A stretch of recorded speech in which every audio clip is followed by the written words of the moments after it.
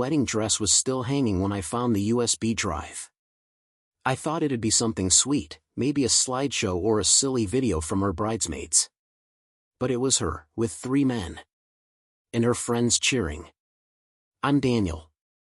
That was supposed to be our wedding week. I didn't scream. I didn't text. I didn't even cancel the venue. I just disappeared. No revenge. No drama. Just silence, and a long drive north. Have you ever been so hurt that the loudest thing you could do was leave without a word? Tell me, what would you have done if you saw that video? Drop your thoughts below. Someone out there probably needs to hear them. The wedding dress hung in the corner. The bag at his feet held the truth. The morning sun crawled across the hardwood floor, lighting up the edges of the rented craftsman home. Outside, October leaves swirled in little gusts. The crisp Colorado air slipped through the slightly open kitchen window, carrying with it the faint smell of maple bacon from a neighbor's grill. Inside, everything was almost still, except for the quiet crackle of the fireplace and the steady drip of a leaky faucet. Daniel sat on the edge of the worn leather couch, still in his gray pajama pants and faded navy t-shirt. His eyes hadn't moved in 5 minutes. The bag Emily left sat at his feet, pink tissue paper spilling from its mouth like some overexcited party guest. She had written a note on the front in her handwriting, bubbly and bright, "Your turn, love. Enjoy your groom goodie bag, E." Inside were typical things: a bottle of eucalyptus-scented lotion he would never use, a pack of novelty socks printed with tiny pizzas, a small bag of almonds, and a USB stick shaped like a miniature wine bottle. Cute, harmless things. He gave a half-smile, thumbing the stick between his fingers. Emily once joked, "If you ever knew what really goes on at bachelorette parties," and he had laughed it off. Still holding the USB, Daniel walked over to the kitchen island where his laptop sat beside a half-drunk cup of cold French roast. The wedding checklist, pinned under a ladybug magnet on the fridge, reminded him that the cake was supposed to be picked up tomorrow. He plugged the USB in, more amused than curious. The video launched immediately. At first, it seemed like a slideshow. A beach house, wine glasses, girls in matching robes. Then movement. A handheld camera, slightly shaky. Emily's voice off screen, laughing.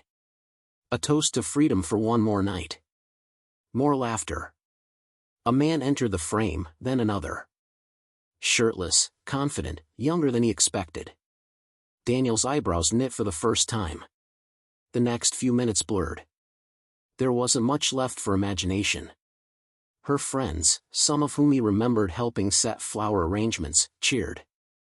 Someone said, "This one's for you, Emily." Then the camera turned, and there she was. His fiancée. Hair tousled. Mouth smeared with lipstick. Skin flushed. Eyes wild in a way he'd never seen. One man's hand on her waist, another pressing in. A third leaning against the door, holding a drink, watching like a king at court. Daniel didn't flinch. He didn't blink. He simply reached out and paused the video. Then he hit play again. This time, letting it run to the end. The final 30 seconds lodged themselves like splinters under his skin. Emily, drunk or high on adrenaline, looked straight at the camera. The others had wandered out of frame. She raised her glass, leaned forward, and said with a sly smile, "Don't tell him. He'd never get it." Daniel's hand rested on the counter for a long time after the screen faded to black. His wedding ring, still unworn, lay on the windowsill near a small cactus they bought at the farmer's market last spring. He didn't reach for it. Instead, he took the mug of cold coffee and poured it down the sink, the dark stream disappearing without a sound. The lotion went into the trash. The socks followed. He left the USB in the laptop. Chloe texted. "Excited for tomorrow? I think the pastor just finished writing his homily. You ready to be the husband of the year?" Daniel didn't respond. He walked toward the front door.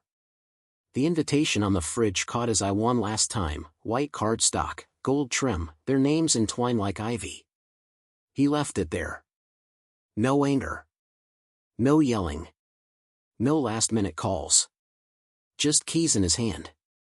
And with that, Daniel picked up his car keys, and leaves without a word. He didn't cancel the wedding. He just didn't show up.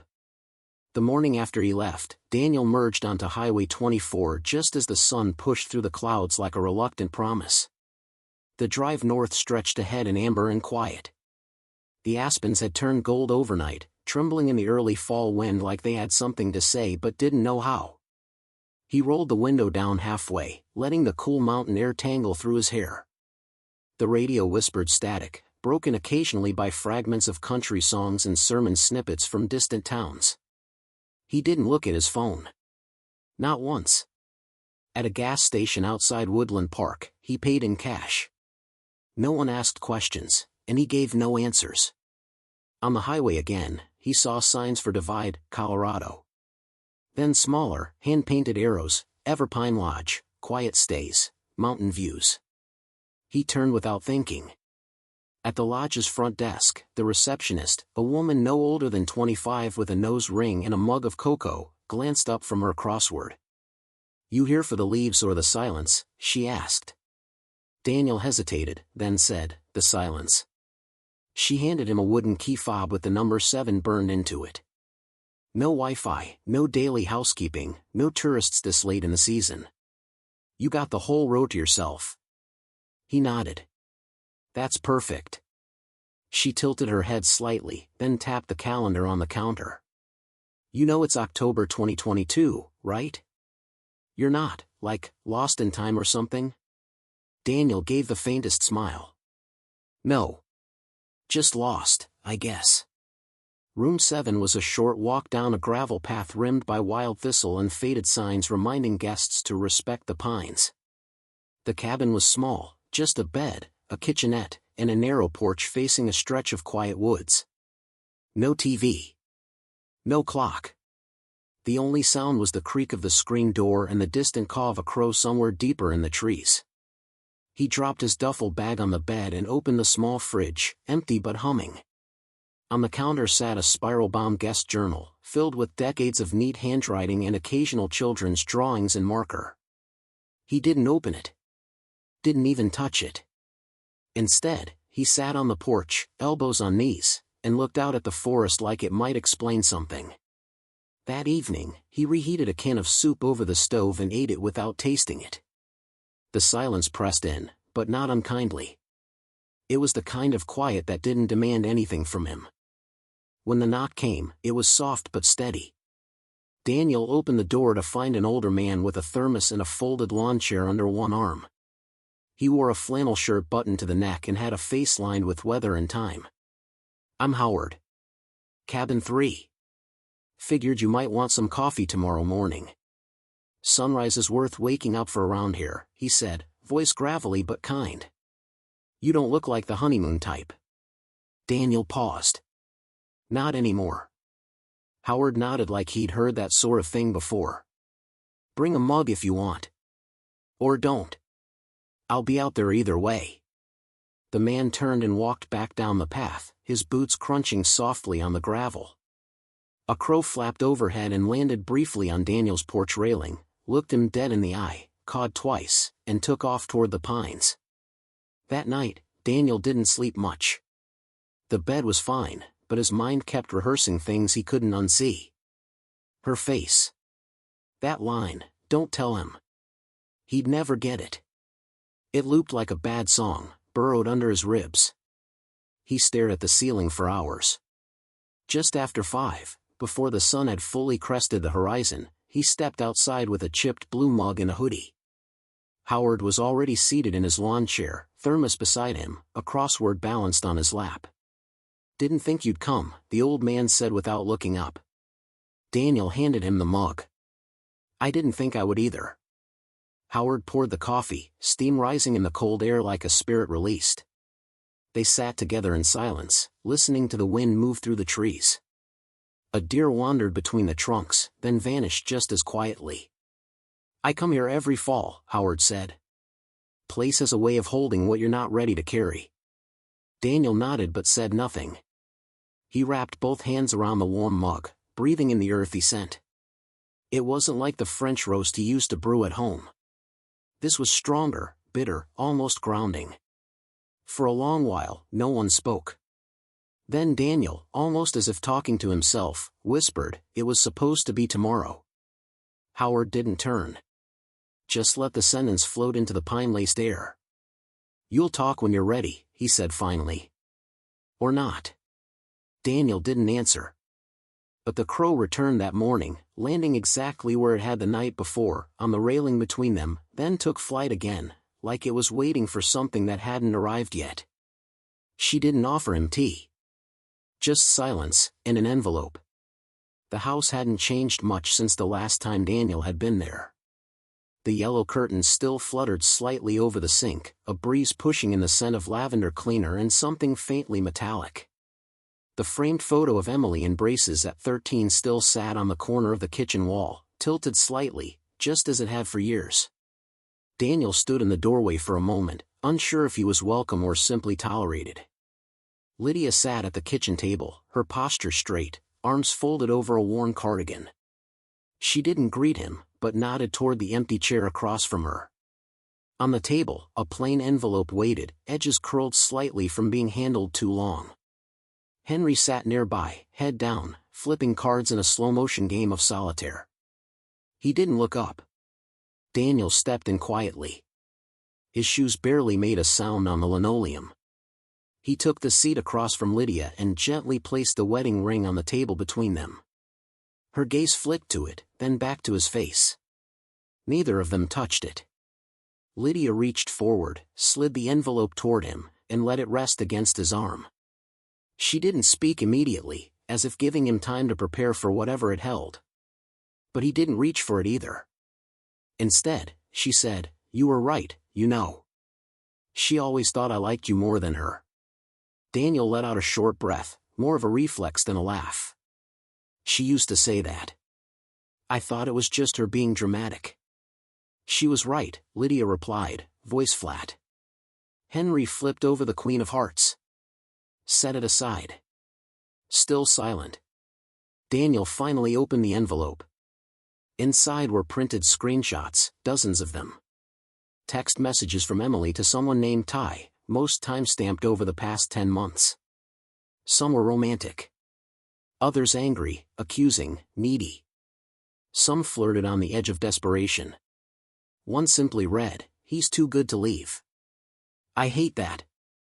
Another, weeks later, "I keep testing him. He never breaks. Why doesn't he break?" He placed the papers down carefully, not reading more. "She got worse when she thought she couldn't lose you," Lydia said softly. "The more you loved her, the more afraid she became." Daniel looked at her, not with confusion, but something closer to recognition. "That's what this is, isn't it? Fear?" Lydia didn't answer. The fridge hummed behind them. Outside, a wind chime clattered, high, hollow notes like a song without a melody. Henry sighed and reshuffled the cards. His hands were spotted with age, movements slow but steady. "She wanted to be chased," Lydia said, more to the table than to Daniel. "And you didn't chase." Daniel looked toward the photo of Emily on the wall. Braces. A half-smile. Her eyes back then had a curiosity he barely remembered in her adult face. It was jarring, the reminder that this woman he'd nearly married had once been someone's little girl, trying to figure out her place. "She said once that pain made her feel alive," Daniel said. "That's not love," Lydia replied. "That's theater." Daniel stood, reaching for the ring again. But Lydia stopped him, her hand over his, not unkind, just firm. "No. I'll keep it. In case she ever wants to know what she lost." He released it. Lydia turned, opened a drawer near the oven, and placed the ring beside a stack of faded church donation envelopes, an old tape measure, and a couple of postcards from places no one in the family had ever been. When she closed the drawer, it sounded final. "I don't know why you came," she said after a pause. "I think," Daniel replied, "I wanted to say goodbye to the part of her that could have been different." Lydia's face softened. It wasn't forgiveness, not even sympathy, just a mutual acknowledgement of a hope neither of them could carry anymore. Henry finally looked up. "You leaving now?" "Yes." He nodded once and turned back to his cards. Daniel stepped back toward the hallway. He didn't need to see the rest of the house. The living room still held the same beige couch, he was sure. The same crocheted blankets. A lifetime built on habits and muted regrets. At the front door, Lydia followed. She opened it for him but didn't step outside. "You won't see me again," Daniel said. "That might be the kindest ending we could hope for," she replied. He stepped out into the pale afternoon light. The leaves were changing here too, though not as bright as in the mountains. Just enough to remind him that seasons shift, whether we're ready or not. Behind him, the door closed without a sound. The fire crackled. "You know," Howard said, "you're not the first man to run. But you might be the quietest." The wind had picked up slightly in the Colorado Rockies, rustling through pine branches and carrying the faintest scent of snow. The night had draped itself gently over the lodge, and a soft white dusting began to settle on the roofs, the steps, the branches overhead. By the fire pit, tucked between two cabins, Daniel and Howard sat in weather-worn chairs, their silhouettes blurred by smoke and shadow. The logs snapped and popped, casting orange glow against their faces, but neither man blinked at the heat. Daniel held a paper cup of coffee in his hands. It had long gone cold, but the warmth from the fire made it unnecessary. Across from him, Howard reached into his coat and produced a small silver flask. Without asking, he took a sip and passed it over. Daniel took it, hesitated for a second, then drank. It was strong, something aged, smoky, with a bite that outlasted the taste. Claire passed by briefly, arms full of chopped wood. She dropped it near the outer cabin, nodded toward them, and offered a quiet hum that drifted in and out of the night. "Just a closer walk with thee," her voice barely more than a breath, but enough to settle the silence like snow on still branches. Howard tilted his head. "She sings that when it snows. Lost her daddy last winter." Daniel nodded but said nothing. His gaze lingered on the fire, on the shifting shapes the flames made when they leaned to one side. Howard took another sip, then looked out toward the tree line. "After the war, I came home to a wife who wouldn't meet my eyes.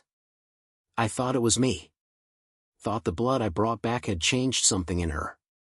But turns out, she found someone else while I was still overseas. Someone who didn't carry nightmares in their pockets." Daniel finally looked up. "I stayed," Howard added. "Raised her son as mine. Because I loved the boy. But love like that, without truth, it carves out the softest parts of you." There was a silence, long and reverent, as if neither man wanted to disturb the truth that had just been offered. Daniel exhaled slowly. "She called me her peace. But peace doesn't lie like that." Howard didn't flinch. "Sometimes love is survival. Other times it's a suicide mission." The fire cracked louder then, a sudden pop sending sparks upward. They both watched them climb, orange flecks against a navy sky, until they disappeared. Daniel leaned forward, hands clasped. "I don't even want revenge," he said, voice low. "I just want to vanish where her memory can't follow." Howard looked at him for a long time before responding. "You ever hike alone?" Daniel shook his head. "When you do, you learn quick that leaving a trail's easy. Sticking to no trail? That takes intention. The problem with running is, most folks keep leaving breadcrumbs without even realizing." Daniel considered that. "So how do you stay gone?" Howard looked up at the sky. A few larger flakes began to fall, melting the moment they touched the firelit stones. "Maybe stop running, and choose where to stay gone." Claire returned briefly with a heavy blanket and tossed it over the back of Daniel's chair without saying a word. Her eyes were kind, curious, but not intrusive. She hummed again, same gospel tune, a little louder this time. Then she disappeared back into the lodge. Daniel watched the trail of her boots melt into the snow. He reached into his coat pocket and pulled out a napkin, the same one from breakfast, still folded, still clean. He took the pen Claire had given him to sign his check-in papers and scribbled a few words on the edge. No return address. Howard caught the motion. Writing to someone? Daniel folded the napkin, pressed it between his palms. No. Just reminding myself. The fire was burning lower now, but the warmth lingered. In it, something inside Daniel began to shift. It wasn't healing. Not yet. But it was the beginning of surrender, of putting down the idea that clarity would ever come from confrontation. I thought if I vanished, Daniel said softly, she'd notice. Howard shook his head. You're still letting her write your next chapter. Vanishing doesn't mean silence, it means choosing who gets to hear you next.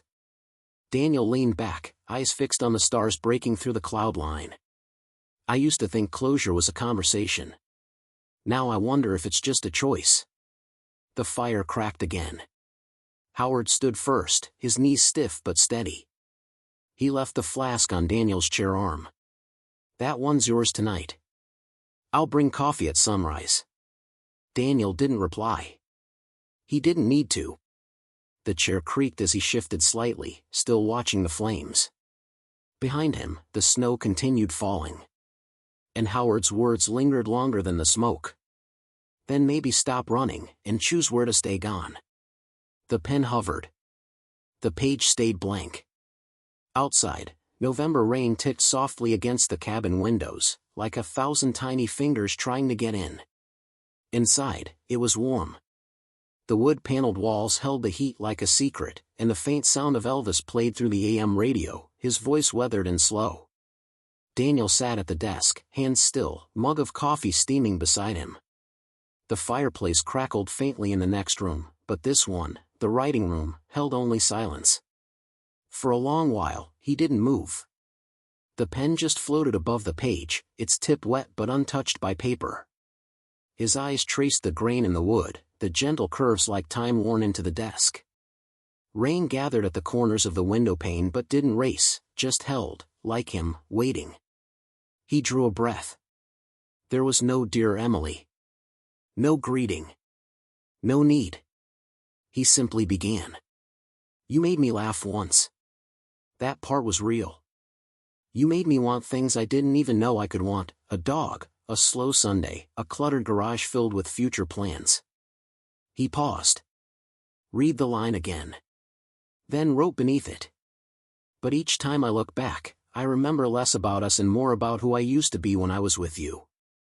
The pen scratched forward. Steady. Not angry. Just deliberate. You were the first person who told me I was enough, and the first who made me feel like I wasn't. A pause. You once said, "Don't be so quiet, I want to hear you." So I stayed. Spoke. Showed. Loved. Until the day I realized my voice didn't echo back anymore. He stopped. Reached for the coffee. Sipped. Bitterness and heat wrapped around his throat in a way her words never did. A photo slipped from the pile nearby, old, worn. Emily, asleep on his chest, her mouth slightly open, hand curled near her cheek. His younger self was smiling in the frame, not for the camera but for the quiet moment. He picked it up, turned it over. No writing on the back. He set it aside.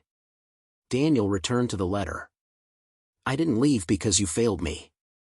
I left because you made me stop recognizing myself. The pen stilled.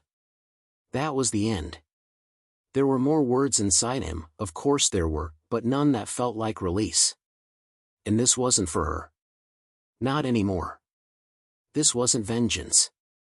This was air. This was exhale. He folded the paper once, then again.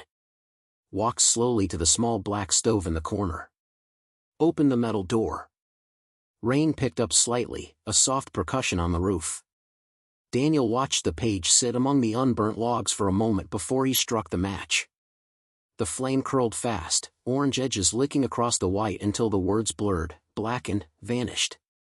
He watched it disappear. And then he exhaled, deeper than he had in weeks. It wasn't dramatic. It was human. A letting go he hadn't thought he'd earned. And maybe he hadn't. But it came anyway. Footsteps on the porch. A brief knock. Howard stepped in with a damp coat draped over one arm and a small brown box in the other. "Apple pie," he said simply. "Store-bought. But if you warm it and lie, it tastes homemade." Daniel smiled faintly. "You break in everywhere with dessert?" Howard shrugged. Figured a man who talks to silence might be hungry for something else. He walked in without invitation, dropped the box on the counter, and noticed the folded photo near the edge of the drawer. "Old memory?" Daniel nodded. "Not burned. Just filed." Howard gave it a glance, then turned back toward the stove. "Some things you bury. Some you shelve. The trick is knowing which won't rot if you keep them." Daniel picked up the photo and gently placed it in the drawer next to a pinecone he'd found earlier that week on a morning walk. It had landed upside down on the trail, perfectly intact, like it had chosen him. Now, it cradled the past like a friend who wouldn't judge. Howard leaned back against the counter. "Got a buddy in Oregon. Lives near Tillamook. Works the cabins out there.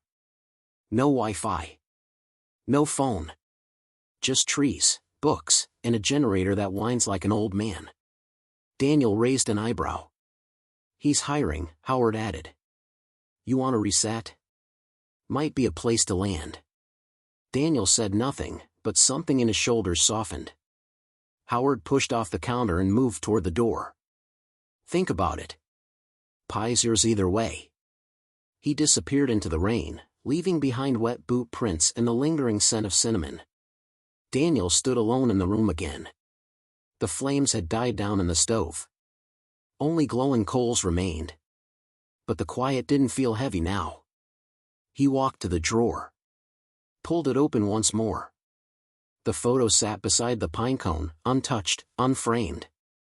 He let it stay there, not because it brought comfort, but because it no longer brought pain. The page had burned. The words were gone. But the man who had written them was still here. And that, maybe, was enough. She showed up late. He showed up prepared. The diner sat quietly just off I-70, its flickering sign humming beneath the mid-November sky. Snow had started to fall, the kind that dusted rather than drowned. Inside, the booths were vinyl red, worn from years of elbows and whispered regrets. A jukebox near the counter played an old George Strait tune, low and crackling. Smell of hash browns and burnt coffee lingered like a second skin. Daniel arrived early.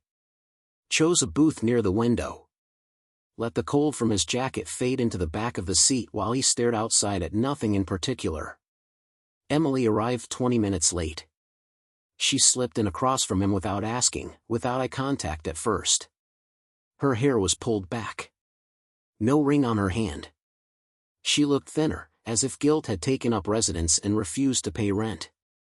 "Hey," she said, trying to steady her voice. Daniel nodded. Quiet. Measured. His eyes didn't search hers, they waited. "I wasn't sure if you'd actually show," she added.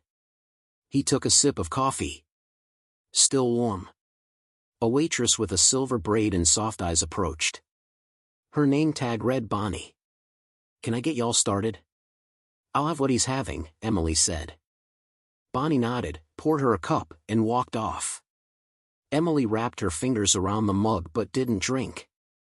"I know you probably hate me." Daniel looked at the jukebox. "It was a mistake," she rushed on. "I drank too much. I didn't plan it. I barely even remember parts of it." He stirred his coffee, eyes still calm. "I don't know why I did it," she continued. "I was scared, maybe. Or stupid. I know I should have told you. But you just vanished. I woke up and you were gone. No note. Nothing." Daniel finally met her eyes. "Some things don't deserve noise," he said. Emily blinked. He picked up his fork as the plates arrived, eggs, hash browns, toast stacked haphazardly. She hesitated, then picked up her own fork. They ate in a silence more full than empty. She broke it first. Do you think there's ever a way back? For us, I mean. Daniel wiped his mouth with the paper napkin. Folded it. No, he said softly. There's a way forward. But not the way you think. Emily looked down. I thought you'd at least yell. He looked at her. No anger. No smile. Just stillness. I thought I would too. Bonnie came by, refilled their cups without a word. She glanced between them, like someone who'd seen too many of these conversations in her years behind the counter. Emily tried again. I know I can't fix it. But maybe we could talk more. Not tonight. Just sometime. Daniel placed a 20 and a 10 beneath his plate. This isn't about fixing anything, he said. It's about not carrying it with me anymore. He stood. Bonnie passed by again and glanced at the bills. Not many men leave that clean. Daniel smiled, just barely. Outside, the snow had thickened, a hush over the lot. As he walked toward his truck, he caught sight of a father and daughter in the corner booth. She was coloring with a crayon while he laughed at something she said. No phones. No rush. Just breakfast and wonder. Daniel paused. Not in envy. Not even in sorrow. Just in a kind of still gratitude for something he used to believe in. Something that might still exist, even if not for him. He climbed into his truck. The engine hummed low, headlights cutting through the snow. And then, without a glance back, he drove. Sometimes, the hardest part isn't walking away, it's doing so without slamming the door. Daniel didn't need to make a scene. He just needed to choose himself, quietly and completely. Pain doesn't have to turn us cruel. It can be the mirror that shows us who we were before we started bending to stay loved. Because dignity isn't about what you say, it's about what you refuse to become. So tonight, as the snow falls gently outside your window, take a moment. Remember that stillness can be strength. And if this story reached some quiet part of you, maybe share it with someone who's learning how to stand again, too.